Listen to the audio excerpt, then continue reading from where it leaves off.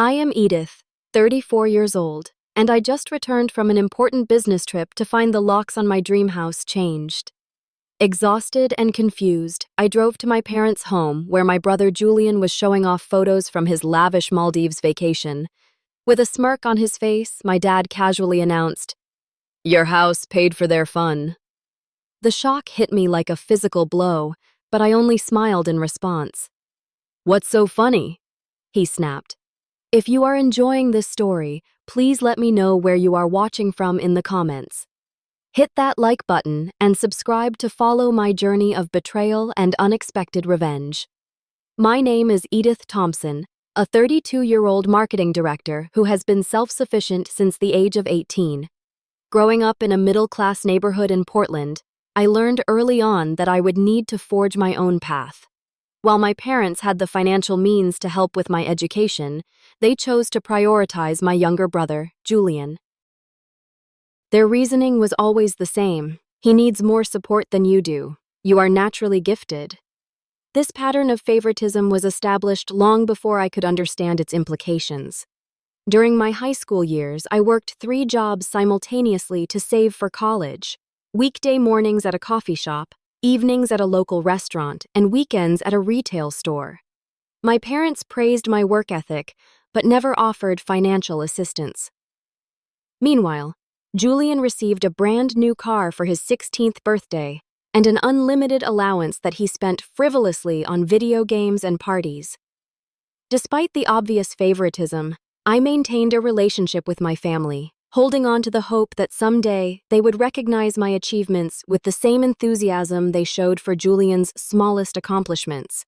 This hope, I would later realize, was misplaced.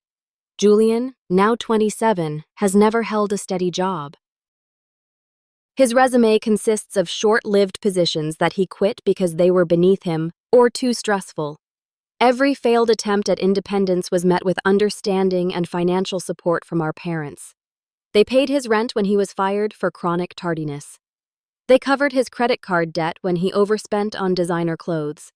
They even financed his brief attempt at starting a podcast about luxury lifestyle, which he abandoned after 3 episodes. My brother grew accustomed to having his problems solved by our parents. He never developed the resilience or responsibility that comes from facing consequences. When his girlfriend of 6 months broke up with him for his immaturity, my parents consoled him as though he had suffered an unimaginable tragedy. After graduating college with honors, I secured an entry-level position at a marketing firm. While my colleagues complained about student loans, I had none, but only because I had worked myself to exhaustion for 4 years, taking maximum course loads to graduate early and save on tuition. The pride I felt in this accomplishment was dampened when my father commented, "You were lucky to find those jobs. Not everyone has your advantages." For 5 years, I lived in a small apartment, saving diligently for a down payment on a house. I brought lunch to work every day, limited my social outings, and tracked every dollar I spent. When I finally had enough saved, I began my search for the perfect home. The house I found was a 2-story craftsman-style home in a quiet neighborhood with mature oak trees lining the street. Built in the 1950s, it had character that modern developments lacked: wide plank hardwood floors, a brick fireplace, and large windows that filled the rooms with natural light. The backyard was spacious with a small garden that reminded me of the one my grandmother Margaret had lovingly tended. This detail was particularly significant to me. My grandmother had been my sanctuary during childhood. When the favoritism at home became unbearable, I would bike to her house 3 miles away. She would welcome me with freshly baked cookies and unwavering support. "You are stronger than you know, Edith," she would say, "and one day that strength will be your greatest asset." The house near her old neighborhood felt like a connection to her, even though she had passed away 3 years earlier. When I signed the closing papers, I felt her presence, her approval. This was more than a financial investment. It was a symbol of my independence and resilience. When I invited my family to see my new home, their reactions were predictably dismissive. My mother commented on how much work it would need. My father questioned whether I had overpaid. Julian laughed at the outdated kitchen, though he had never cooked a meal in his life. Must be nice to be so lucky, he said, as though my years of hard work and sacrifice were irrelevant. For 2 years, I poured love and effort into that house. I painted each room myself, restored the hardwood floors, and planted flowers in the garden that my grandmother would have loved. It became my sanctuary, a physical manifestation of my journey to self-sufficiency. Then came the opportunity that could advance my career significantly, a 2-week business trip to Singapore to pitch our marketing campaign to potential international clients. My boss made it clear that this assignment could lead to a promotion if handled successfully. The timing was not ideal. The trip would overlap with the blooming of the rose bushes I had planted in memory of my grandmother. I arranged for a gardening service, but my mother suggested I leave a key with them instead. "We will check on the house while you are gone," she offered. Against my better judgment, I agreed. The day before my departure, Julian called his voice, carrying the familiar tone of self-pity. His girlfriend of 3 months had broken up with him via text message. "I need to get away," he lamented. "I need time to heal from this betrayal." He spoke about needing a luxury vacation, perhaps to Bali or the Maldives, something Instagram-worthy to show his ex what she was missing. When I asked how he planned to afford such an extravagant trip on his meager savings, he sighed dramatically. "Mom and Dad say they cannot help this time. They claim they are saving for retirement or something. So unfair." A sense of unease crept over me as I handed my house key to my mother that evening. She noticed my hesitation. "Do not worry," she assured me. "We will take good care of everything. I should have listened to my instincts. I should have made other arrangements." But family loyalty and the pressure of my upcoming business trip clouded my judgment. I boarded my flight to Singapore the next morning, unaware that I was leaving my dream home vulnerable to the very people who should have protected it. After 2 grueling weeks of presentations, client meetings, and networking events in Singapore, I was physically and mentally exhausted. The trip had been successful beyond expectations, with our company securing contracts with 3 major Asian corporations, but the constant pressure to perform had taken its toll. All I wanted was to sleep in my own bed in my own house, surrounded by the comfort I had created for myself. My flight landed at Portland International Airport at 8:30 in the evening. Rain pattered against the windows of the taxi as we drove through familiar streets. When the driver pulled up to my house, I noticed that the porch light was off. Strange, since I had programmed it to turn on automatically at sunset. Dragging my suitcase up the front steps, I inserted my key into the lock. It did not turn. Thinking I might be using the wrong key, I tried another. Still nothing. I stepped back and examined the door. The lock had been changed. Confusion and alarm washed over me. Had there been a break-in? Had my parents needed to replace the lock for some reason? I rang the doorbell, thinking perhaps they were inside, but no one answered. The house stood dark and silent. I called my mother's cell phone, but it went straight to voicemail. My father answered on the 3rd ring, his voice unusually cheerful. "Edith, you are back. How was the trip?" "Dad, I am at my house and my key does not work. Did something happen?" A moment of silence followed. "Then you should come over to our place. We need to talk." The ominous tone in his voice sent a chill through me. I returned to the waiting taxi and directed the driver to my parents' suburban home 15 minutes away. As I entered their living room, the scene before me was surreal. Julian lounged on the sofa, scrolling through photos on his phone with a satisfied smile. My mother busied herself in the kitchen, avoiding eye contact. My father sat in his recliner watching a basketball game with casual interest. "What is going on?" I asked, my voice strained. "Why was my lock changed?" Julian looked up from his phone, his expression smug. "Check these out," he said, turning the screen toward me. The photos showed him lounging on a pristine beach, sipping cocktails by an infinity pool, and posing in front of a luxury water bungalow. Maldives baby 5-star all the way. I stared at the images in confusion. How did you afford this? I thought Mom and Dad said they could not help. My father muted the television and leaned forward. "We found another solution," he said, his tone matter of fact. "We sold your house." The words hit me like a physical blow. I felt my knees weaken and I gripped the back of a chair for support. "You what? We sold your house," he repeated more firmly this time. "Got a good price, too. All cash offer closed in 10 days. My mother finally emerged from the kitchen, wringing her hands. "Julian really needed this trip, Edith. He was devastated after Ashley broke up with him. You know how sensitive he is." I struggled to process what I was hearing. "You sold my house without my permission. That is illegal. How did you even do that?" My father waved dismissively. "We had your key. We had access to your paperwork in your home office. The rest was just details." "Details? You mean fraud?" My voice rose with incredulity. Julian interjected, showing no remorse. "The resort was amazing. Private butler, unlimited spa treatments, underwater restaurant. I needed this. Edith, you have no idea how hard my breakup was." Rage and disbelief battled within me, but I forced myself to remain outwardly calm. "So, you committed fraud, sold my house without my knowledge or consent, and used the money for a luxury vacation." My mother's expression turned defensive. "Not all of it went to the vacation. We needed a new car, too. And Julian deserved something nice after everything he has been through." "Everything he has been through," I echoed, incredulous. "A 3-month relationship ending is justification for stealing my house. The house I worked 3 jobs to save for. The house I spent years renovating." My father's face hardened. "Do not be so dramatic.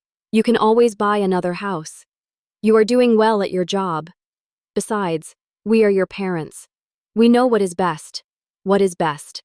You think stealing from your daughter is what is best." "We did not steal," my father said firmly. "We redistributed family resources to where they were needed most. Julian needed healing. You were too attached to that house anyway." "Too attached? It was my house." My father leaned back in his chair, a smirk forming on his lips. "Well, not anymore. Your house paid for their fun." He gestured toward Julian, who was still absorbed in his vacation photos. In that moment, something inside me shifted. The shock and anger gave way to an eerie calm. I felt the corners of my mouth turn upward into a smile. My father's smirk faltered. "What is so funny?" he snapped. I maintained my smile but said nothing. Instead, I picked up my suitcase and headed toward the door. "Where are you going?" my mother called after me. "To make some calls," I replied, my voice steady. "Enjoy your evening." As I closed the door behind me, I could hear Julian asking, "What is her problem? She can just buy another house." Little did they know that their actions had set in motion a series of events that would change our family forever, and not in the way they imagined. I drove through the rain-soaked streets, tears blurring my vision until I reached the apartment complex where my best friend Emma lived. Since college, Emma had been my rock, the sister I never had but desperately needed. Her lights were on despite the late hour, and she answered my frantic knocking in pajamas, her face immediately shifting from sleepy confusion to concern. "Edith, what happened?"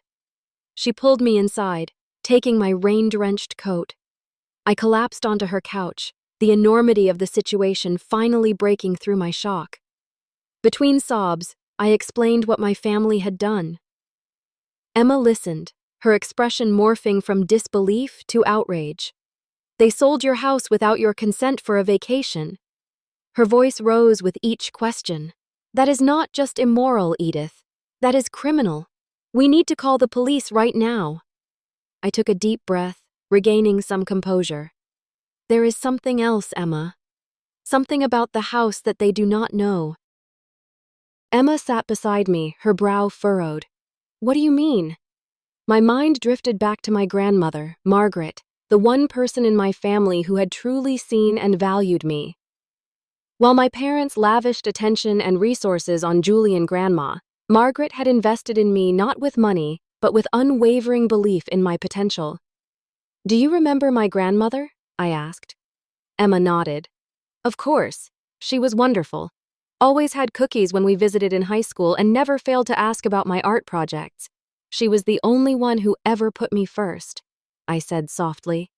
The only one who saw how my parents treated me compared to Julian. In my mind, I could see Grandma Margaret tending her garden, dispensing wisdom along with freshly picked tomatoes. Family should lift you up, Edith, not tear you down, she would say. Remember that you deserve love that does not come with conditions. 3 years before I bought my house, Grandma Margaret had passed away peacefully in her sleep. What few people knew was that before her death, she had established a private trust with me as the beneficiary. She had been careful to keep this arrangement secret from my father, her son, who had previously borrowed substantial sums from her that were never repaid. The house, I explained to Emma, is not technically mine, at least not in the way they think. Emma looked confused. What do you mean? I am the listed owner, yes, but I am actually the trustee of my grandmother's estate. The house was purchased through a trust she established before she died. Wait, Emma said, trying to process this information. So, the house belongs to a trust, not directly to you, I nodded. Exactly. Grandma knew how my father operated. She knew he had taken advantage of her financially in the past, so she created a trust with very specific conditions. The primary one being that if any family member attempted to misappropriate the trust assets, they would forfeit all inheritance rights. Emma's eyes widened. So by selling your house, they violated the terms of the trust, I confirmed. And there is more. I suspected something like this might happen. My father had been asking too many questions about the house's value before I left. Julian had been too interested in how much equity I had built up. What did you do? Emma asked. I installed security cameras before I left. Hidden ones connected to cloud storage. I have video evidence of them entering my house, going through my papers, meeting with a realtor, and forging my signature on documents. Emma stared at me in amazement. You knew they would try something like this. I sighed heavily. I hoped they would not. But living with them for 18 years taught me to prepare for the worst. My grandmother taught me that too in her own way. She always said trust should be earned, not automatically given even to family. Emma reached for her phone. We need to call the police. This is clear fraud. I placed my hand over hers. Not yet. I need to speak with my grandmother's lawyer first. There is a process to this. The trust has specific protocols for handling violations. But Edith, they sold your house. Where will you live? What about all your belongings? I had been so consumed by the betrayal that I had not fully processed these practical concerns. I do not know, I admitted. I assume they packed up my things, or maybe they are still in the house. The new owners might not have moved in yet. Emma squeezed my hand. You will stay here until we figure this out. And we will figure it out. Your family cannot get away with this. As the initial shock began to subside, a steely determination took its place. My grandmother had protected me even after her death, preparing for a betrayal she must have sensed might come. I would not let her down. Tomorrow, I said, my voice steady for the first time since discovering the truth. I will contact Mr. Harrison, my grandmother's lawyer. He has all the trust documents, and then we will make a plan. Emma nodded, her expression fierce with loyalty. Whatever you need, I am here. Those three have no idea what they have done, do they? No, I replied, a grim smile forming. They think they just sold a house. They do not realize they sold their futures. As I settled into Emma's guest room that night, exhaustion finally overtaking me, I felt my grandmother's presence stronger than ever. I will make this right, Grandma, I whispered into the darkness. I promise. The following morning, I woke with purpose. Despite the jet lag and emotional exhaustion, I was ready to take action. Emma had already left for work, but she had written a note. Called in sick today, making breakfast. We have war planning to do over Emma's homemade pancakes. We outlined our first steps. My priority was meeting with Mr. Harrison, my grandmother's attorney and the legal administrator of her trust. I called his office as soon as it opened at 9 a.m. Edith. Mr. Harrison greeted me, his voice warm but concerned. I was about to call you. I received some unusual paperwork regarding property in the trust. Are you selling the house? No, Mr. Harrison, I replied firmly. I am not. But my parents and brother forged my signature and sold it without my knowledge or consent while I was out of the country. His sharp intake of breath told me everything.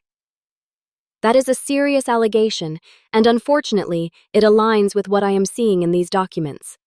Can you come to my office today? 2 hours later, Emma and I sat across from Mr. Harrison in his downtown office at 65, with silver hair and penetrating blue eyes. He had the commanding presence of someone who had spent decades in courtrooms. He had been my grandmother's trusted advisor and friend for over 30 years. First, he said, placing a folder on his desk, let me assure you that this sale is not valid. As trustee, you are the only person authorized to sell assets in the trust. Any transfer without your legitimate signature is fraudulent. Can we reverse it? I asked. Yes, but it will take time. The innocent purchasers have rights too, and they likely have no idea about the fraud. We will need to involve the police as forgery is a criminal offense. I nodded, feeling both relief and dread. What about my grandmother's provision regarding family members who try to misappropriate trust assets?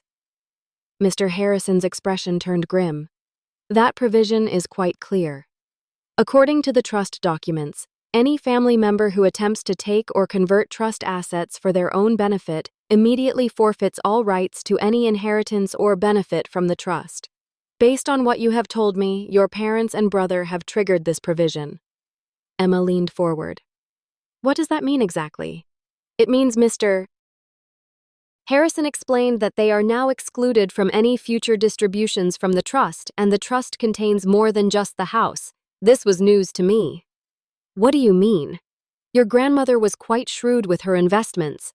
The house was purchased using only a portion of the trust assets. There are additional funds that were to be distributed on your 35th birthday, with smaller portions designated for your parents and brother, provided they respected the terms of the trust. My heart sank. So they have lost their inheritance too, not just stolen my house. I am afraid so, Mr. Harrison confirmed.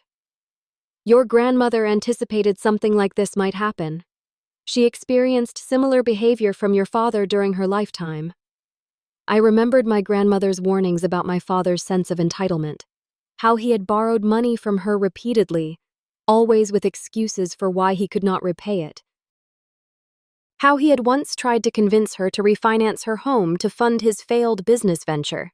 What do we do now? I asked. Mr. Harrison outlined a comprehensive plan. First, we would file a police report for the forgery and fraud. Then we would contact the title company and the new homeowners to explain the situation. Finally, we would invoke the trust provision and formally document my family's violation. The process will take time, he cautioned, and it will not be pleasant. Are you prepared for that? I thought about my parents' smirking faces, Julian's casual dismissal of my years of hard work. Yes, I replied. I am ready. Our next step was identifying and contacting the buyers of my house. Through Mr. Harrison's connections, we learned they were a young couple, the Millers, who had just relocated to Portland for work. They had been told I was selling quickly due to a job transfer and had never met me personally. All communication had been through my representatives, my parents. With Mr. Harrison present, I called the Millers to explain the situation. Their shock and distress were palpable. We had no idea, Mrs. Miller said, her voice shaking. We thought everything was legitimate. We have already started renovations. This is not your fault, I assured them. You are victims too. My attorney will work with you to make this right. Mr. Harrison explained that they would be compensated for any expenses and inconvenience. The Millers agreed to cooperate with the investigation, providing copies of all documents and communications they had received. Next came the police report.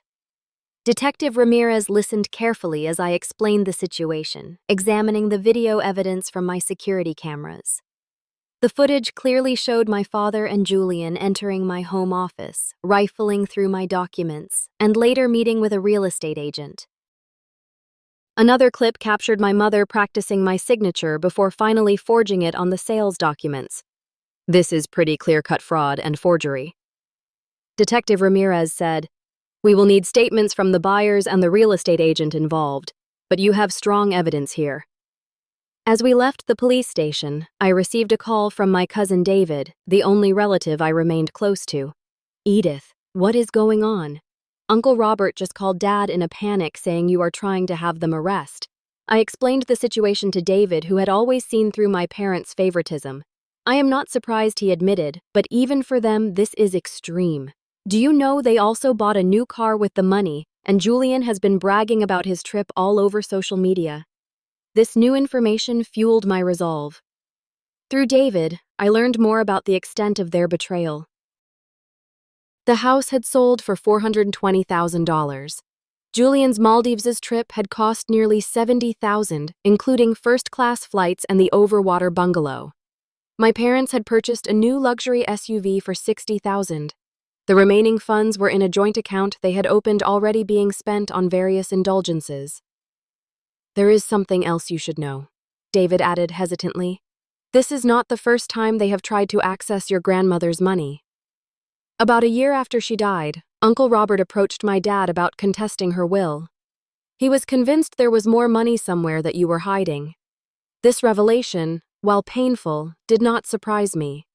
It only confirmed what I already knew about my family's character and reinforced my determination to hold them accountable.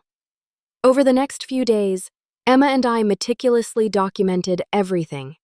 We compiled financial records, trust documents, video evidence, and statements from the Millers and others involved in the fraudulent sale.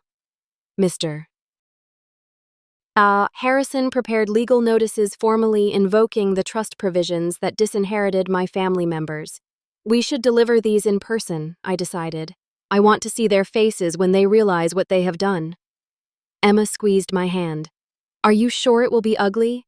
"I am sure," I replied. "But I do not want to do it at their house where they have the home field advantage. I want neutral territory with witnesses." After some discussion, we decided on a family gathering. I would invite my parents and Julian along with other extended family members to a dinner at a private room in a local restaurant. There, with relatives as witnesses, I would reveal the truth and present the legal consequences of their actions. David helped arrange the gathering, telling my parents I wanted to clear the air about recent events. They agreed readily, perhaps thinking I had accepted their betrayal, or even that I might apologize for my overreaction. The night before the confrontation, I sat alone in Emma's guest room looking at an old photo of my grandmother and me in her garden. "I wish you were here," I whispered. "But in a way, you still are. You prepared for this, didn't you? You knew they might try something like this." In the photo, my grandmother's eyes twinkled with the wisdom of someone who had seen through pretenses and still chose kindness when possible, but boundaries when necessary. I would need both kindness and boundaries tomorrow. "I will make you proud," I promised the photo. Not with revenge, but with justice. The private dining room at Riverside Restaurant was elegant without being ostentatious, with large windows overlooking the Wamut River. I had arrived early with Emma and David to ensure everything was in place. Mr. Harrison would arrive shortly before the scheduled confrontation, along with Detective Ramirez, who had agreed to be present in an unofficial capacity. Family members began arriving at 6:30 p.m. My Aunt Elaine and Uncle Thomas, my father's sister and her husband, Cousin Patricia and her husband Mark, my mother's brother Samuel and his wife Catherine. All people who had witnessed the dynamic of our family for years, who had seen the preferential treatment Julian received, but had never intervened. My parents and Julian arrived last 15 minutes late. My mother looked nervous, fidgeting with her new designer handbag, likely purchased with my house money. My father appeared confident, even smug, as though this dinner was a formality before I accepted the new reality. Julian was engrossed in his phone, probably still posting photos from his ill-gotten vacation. Edith, my father, greeted me with forced joviality. Good to see you have calmed down. Family dinner is a nice idea. I maintained a neutral expression. Thank you all for coming. Please let us eat first. We can talk after dinner. Throughout the meal, conversation remained superficial. Weather, local sports teams, and upcoming family wedding. My parents seemed to relax as the dinner progressed without incident. Julian even boasted about his trip, describing the underwater restaurant and private butler service in detail, oblivious to the inappropriateness of flaunting his stolen luxury. The snorkeling was incredible, he enthused. You could see manta rays right from the deck of my water villa. Worth every penny. Every penny of my money, I thought, but said nothing. As dessert was served, Mr. Harrison arrived, followed by Detective Ramirez. I introduced them simply as my guests, watching my father's expression shift from confusion to weariness. Before we continue, I said, standing to address the gathered family, I would like to explain why I invited you all here tonight. The room quieted, all eyes turning to me. As some of you know, while I was in Singapore on business, my house was sold without my knowledge or consent. The proceeds were used to fund Julian's vacation to the Maldives, a new car for my parents, and various other purchases. My father interrupted, his voice sharp. Edith, this is hardly the place to air family disagreements. We have discussed this already. No, Dad, we have not discussed it. You informed me of what you had done. There was no discussion. I turned to address the wider family. What you may not know is how this sale was accomplished. I have evidence I would like to share. Before my father could object further, I nodded to Emma, who connected her laptop to the room's projector. The screen lit up with footage from my hidden security cameras. The first clip showed my father and Julian entering my home office, searching through my desk drawers until they found my financial documents. Here it is, my father said in the video. The house is worth at least $400,000, more than enough for what we need. Julian's recorded voice was eager. Can we really do this?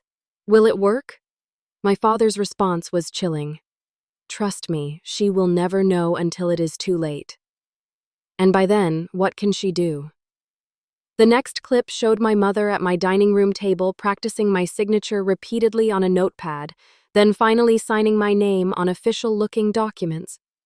My father stood over her shoulder, directing, "Make the C more looped." She does that thing with the final E. The room had gone completely silent. My relatives watched in shocked disbelief. My mother's face had drained of color. My father's jaw was clenched tight. "Turn that off," he demanded. "This is private family business." "Fraud is not private, Dad. It is criminal." I gestured to Detective Ramirez. "This is Detective Ramirez from the Portland Police Department. She is investigating the fraudulent sale of my house." My father's confident facade cracked slightly. "This is ridiculous. We are your parents. We had every right." "No," I said firmly. "You did not. And there is something else you should know about that house." I nodded to Mr. Harrison, who stepped forward. "I am Theodore Harrison, attorney at law," he introduced himself. "I represented Margaret Collins, Edith's grandmother, and I am the administrator of her trust." My father's expression shifted from anger to confusion. "What trust? What does this have to do with my mother?" Mr. Harrison continued, his voice measured and professional. "The house was not owned directly by Edith. It was purchased through a trust established by Mrs. Collins before her death. Edith is the trustee and primary beneficiary of that trust." I watched understanding slowly dawn on my father's face. Julian looked confused, looking between our father and Mr. Harrison. "What does that mean?" Julian asked.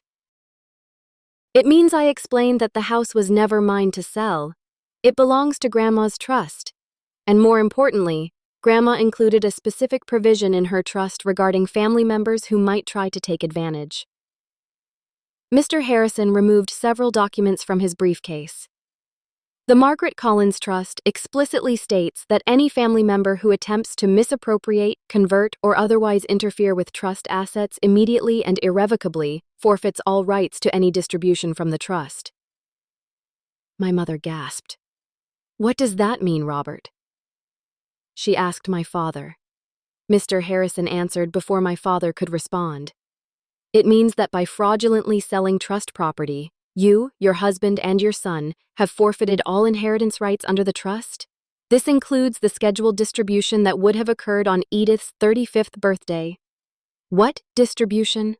My father demanded. What are you talking about? Your mother was a shrewd investor, Mr. Thompson Harrison explained. The house represented only a portion of the trust assets.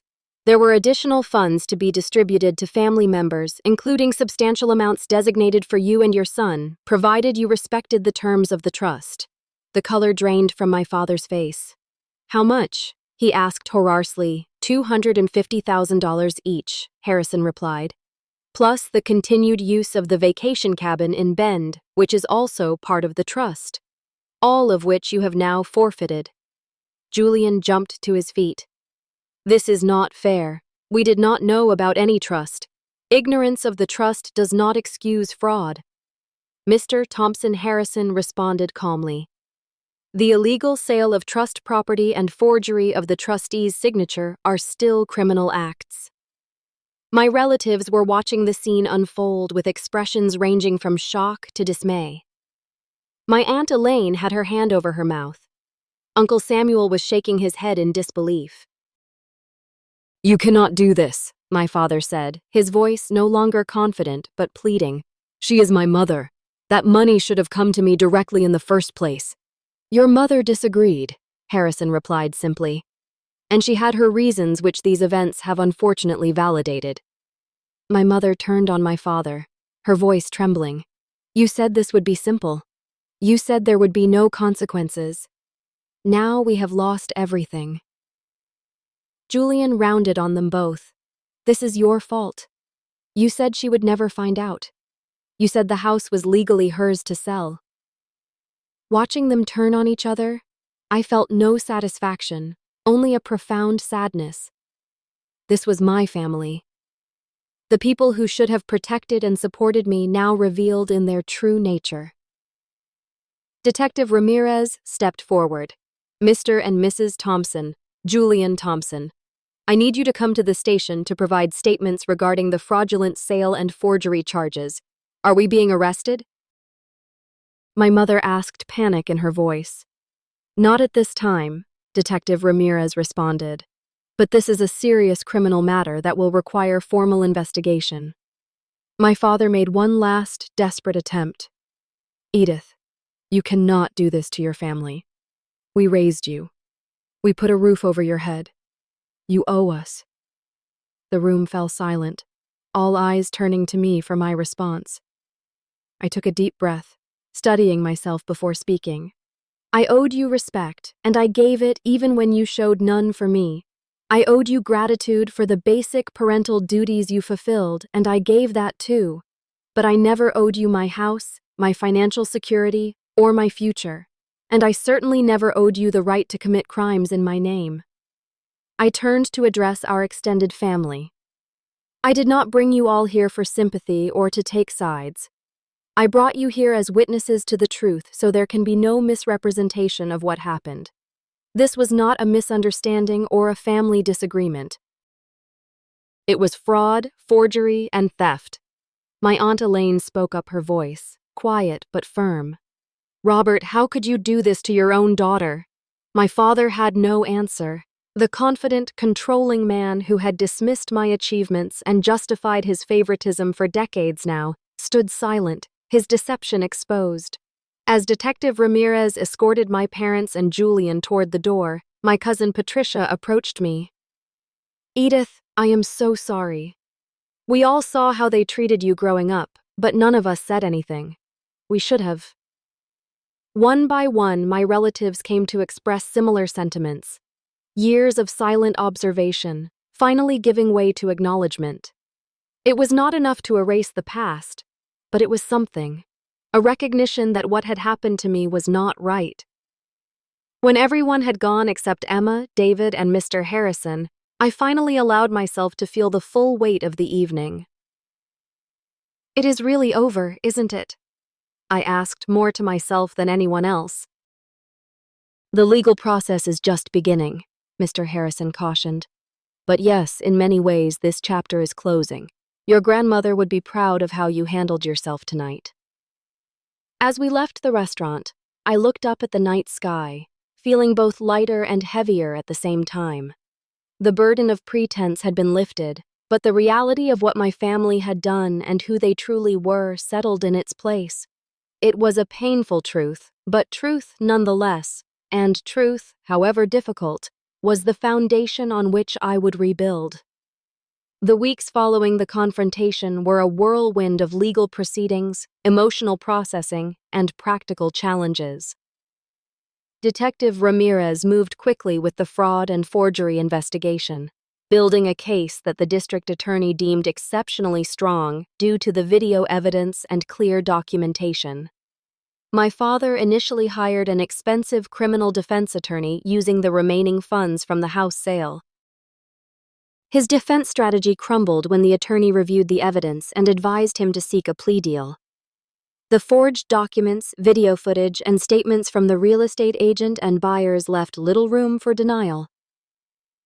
3 weeks after our confrontation dinner, my father accepted a plea agreement.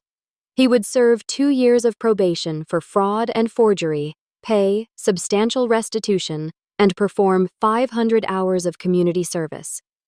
My mother, who had physically forged the signatures, received similar terms with slightly less community service. Julian, while not directly involved in the forgery, was charged as an accessory and with receiving stolen property. He received 1 year of probation and was ordered to repay the entire cost of his Maldives vacation. The legal process to reclaim my house moved in parallel. Mr. Harrison worked tirelessly with the title company and the Millers to unwind the fraudulent sale. The Millers, though disappointed, were understanding and cooperative once they realized they had unknowingly participated in a fraud. They were fully compensated for their expenses, including the renovations they had begun and the costs of finding a new home. 4 months after returning from Singapore, I finally regained legal possession of my house. Walking through the front door for the first time since the betrayal, I was struck by how different it felt. The physical space was largely unchanged, but the emotional landscape had been permanently altered. This house, once my sanctuary, now carried the weight of my family's betrayal. The financial consequences for my parents and Julian were severe and immediate. The restitution payments consumed their savings, and the legal fees depleted what remained from the house sale. My parents were forced to put their own home on the market, downsizing to a small apartment in a less desirable neighborhood. Julian's collapse was perhaps the most dramatic. Ordered to repay $70,000, he found himself facing a reality he had never prepared for. His credit cards were maxed out. His sporadic employment history made finding a decent job difficult. He was forced to sell his designer clothes, electronics, and finally his car. When even these measures proved insufficient, he took a job at a local car wash, working long hours for minimum wage plus tips. The irony of him washing luxury vehicles similar to the one he once owned was not lost on anyone, least of all Julian himself. 6 months after the confrontation, I received a series of text messages from my mother. She began with apologies describing their remorse and the hardships they were facing. "We never meant to hurt you," she wrote. "We just thought you would understand it was for family." I did not respond. A week later, another message arrived, this one asking if we could meet to discuss restoring their inheritance rights. The true motivation behind her apology became clear. It was about money, not reconciliation. My father's messages came next, alternating between attempts at justification and expressions of hardship. "You have no idea how difficult this has been for us," he wrote. "Julian is suffering. Is that what you wanted?" I forwarded these messages to Mr. Harrison, who advised me not to engage. "Their inheritance rights are irrevocably terminated under the trust terms," he explained. "No negotiation or reconciliation can change that. They are attempting emotional manipulation to recover financial losses." Our extended family's reaction to the scandal evolved over time. Initially, there was shock and confusion with some relatives attempting to mediate or encourage forgiveness.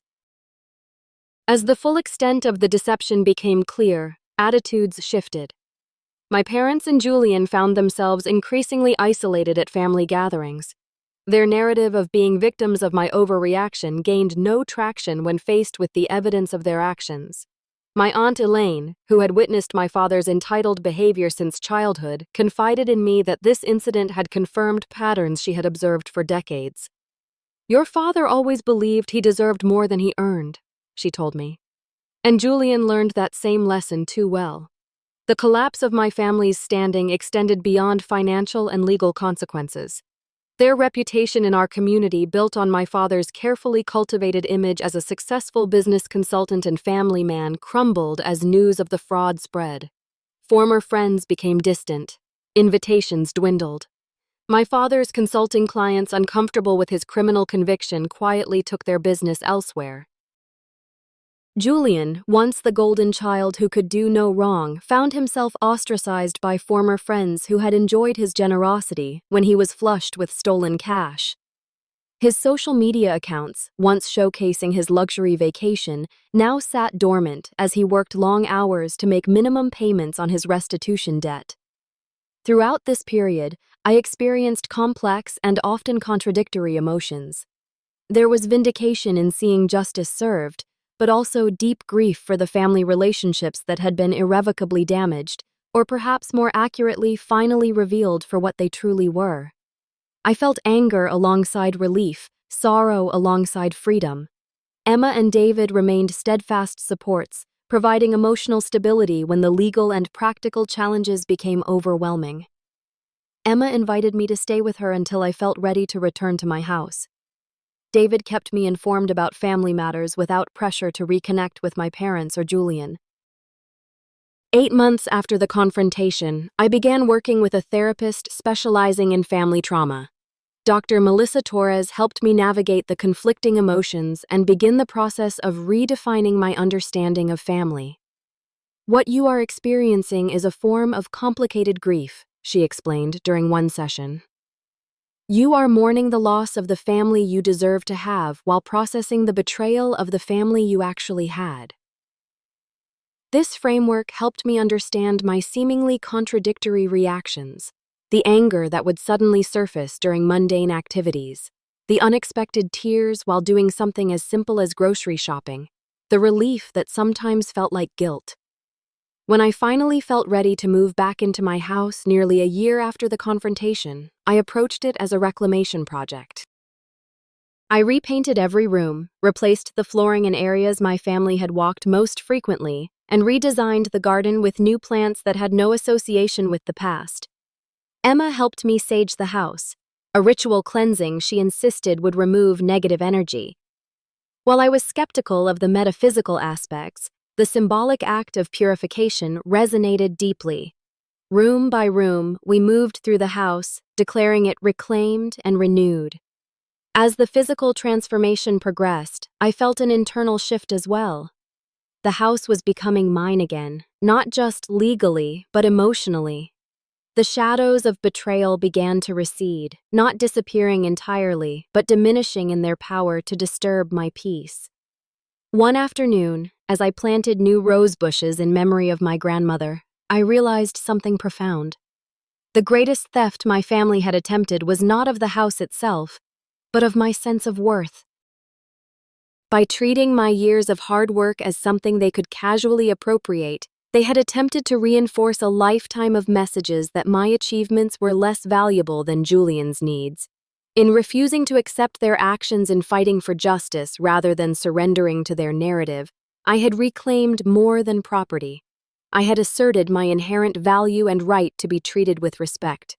My grandmother would have seen this as the true victory more important than any financial or legal outcome.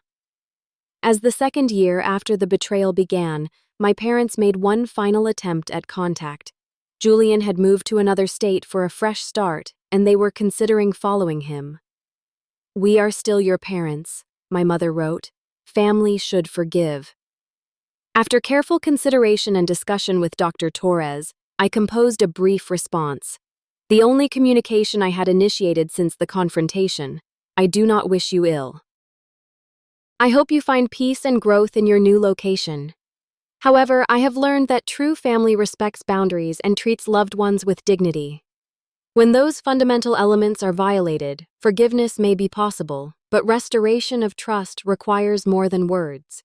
It requires transformed character demonstrated over time. Until or unless that occurs, I will be continuing my life separately from yours. I did not expect a meaningful response, and none came.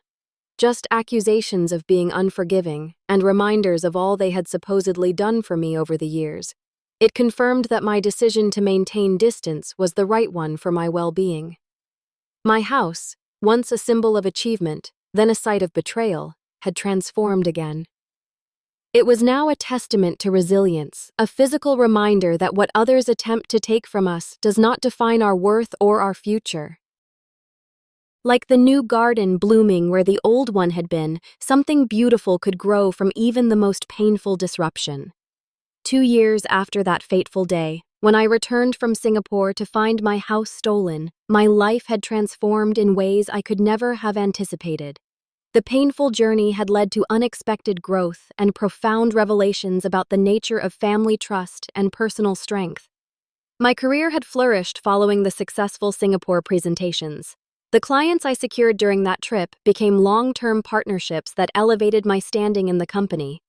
6 months after the confrontation with my family, I was promoted to Senior Director of International Marketing with a substantial salary increase and greater creative control over campaigns. Professional success was satisfying, but the more meaningful transformations occurred in my personal life. I had cultivated a circle of friends who demonstrated what genuine support looked like. Emma remained my closest confidant, the sister, in all ways that mattered. David kept in touch our shared family history, creating a bond that transcended the fractures elsewhere in our family tree. I had also formed new friendships through a support group for adults dealing with family estrangement. These individuals understood the complex grief and liberation that came with establishing boundaries with toxic family members. We celebrated holidays together, creating new traditions to replace those lost to necessary distance.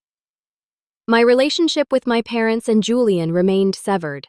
Occasionally, news would reach me through David or other relatives. My parents had indeed followed Julian to Arizona, where he had found work in resort management, ironically serving clients, similar to the one he had briefly been during his stolen vacation. They lived in adjacent apartment complexes, their financial circumstances still constrained by the consequences of their actions. Sometimes in quiet moments, I felt twinges of sadness for what might have been if they had been capable of genuine love and respect. But these moments grew less frequent as I built a life filled with people who valued me for who I was, not what I could provide. The house itself had undergone a complete transformation. Beyond the physical renovations, it had become a gathering place for my chosen family. Monthly dinner parties filled the dining room with laughter and conversation. The garden, now lush with plants selected for their resilience and beauty, hosted summer barbecues and autumn harvest celebrations. In the study that had once been invaded and violated, I established a small foundation named after my grandmother. The Margaret Collins Trust for Young Achievers provided scholarships and mentoring for young people who, like me, were building futures without family support, using a portion of the trust funds that would have gone to my parents and Julian. We helped 10 students annually with college expenses and professional development.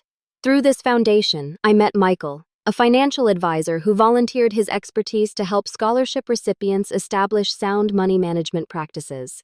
Our professional relationship evolved into friendship, then something deeper. Unlike previous relationships where I had hidden parts of my family history out of shame, I shared my full story with Michael early on.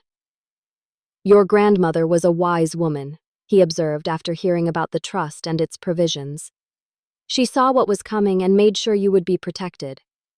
Michael understood boundaries and respect in a way that made me feel safe. He had his own complicated family history and recognized the courage it took to prioritize emotional health over traditional family obligations. Our relationship developed slowly, deliberately built on a foundation of mutual respect and genuine care. As the second anniversary of the confrontation approached, I found myself reflecting on the journey with greater clarity than ever before. The pain had not disappeared entirely, but it had transformed into wisdom. The betrayal had revealed truths that, while difficult to accept, had ultimately set me free from patterns of emotional manipulation and conditional love.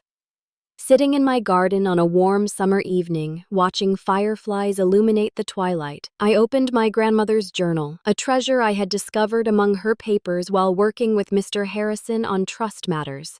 Her entry from 30 years earlier seemed written for this moment. Love should never require the diminishment of self. True family lifts you higher, sees your light, and helps it shine brighter. Those who would dim your light to make theirs seem more special are not acting from love regardless of what they claim. Remember, Edith, you always have the right to step away from shadows and into sunshine. Those words captured the most profound lesson of my journey. Family was not defined by blood or legal ties, but by consistent actions that demonstrated respect, support, and genuine care. The people who had proven themselves to be my true family were those who celebrated my successes without jealousy, supported me through challenges without judgment, and loved me without conditions or expectations of unearned benefits. I had learned to identify the difference between obligation and genuine connection, between manipulation disguised as love and authentic care that expected nothing in return.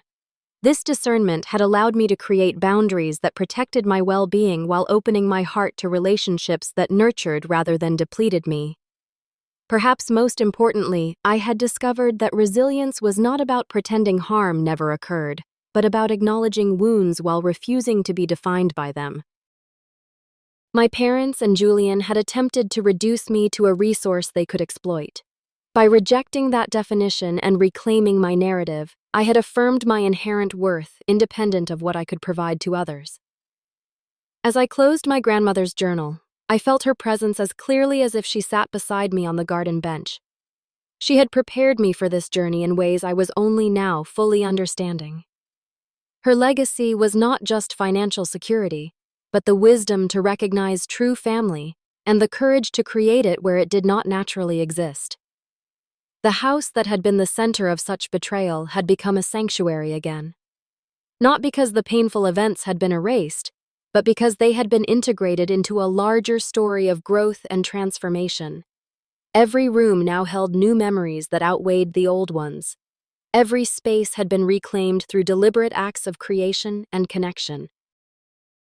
Sometimes family is not who we are born to, but who we choose to become through our own actions and the relationships we nurture. Sometimes the greatest gift in betrayal is the clarity it brings, revealing what was true all along beneath polite fictions and expected roles. Sometimes the most profound healing comes not from forgetting pain, but from using it as a foundation to build something beautiful and authentic. As the sun set on another day in my reclaimed life, I felt gratitude, not despite the difficult journey, but because of it.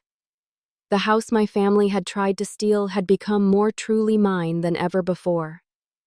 The life they had attempted to diminish had expanded beyond what I could have imagined. The strength they had underestimated had become my greatest asset, just as my grandmother had predicted all those years ago. Have you ever had to set boundaries with family members who crossed lines? How did you handle the difficult balance between family obligation and self-respect? I would love to hear your stories and perspectives in the comments below. And if this story resonated with you, please consider subscribing and sharing it with someone who might need to hear that standing up for yourself is not selfish, but necessary. Thank you for listening to my journey, and remember that sometimes the family we create through choice is more nurturing than the one we are given by chance. Wishing you all the strength to recognize your worth and the courage to protect it. Music.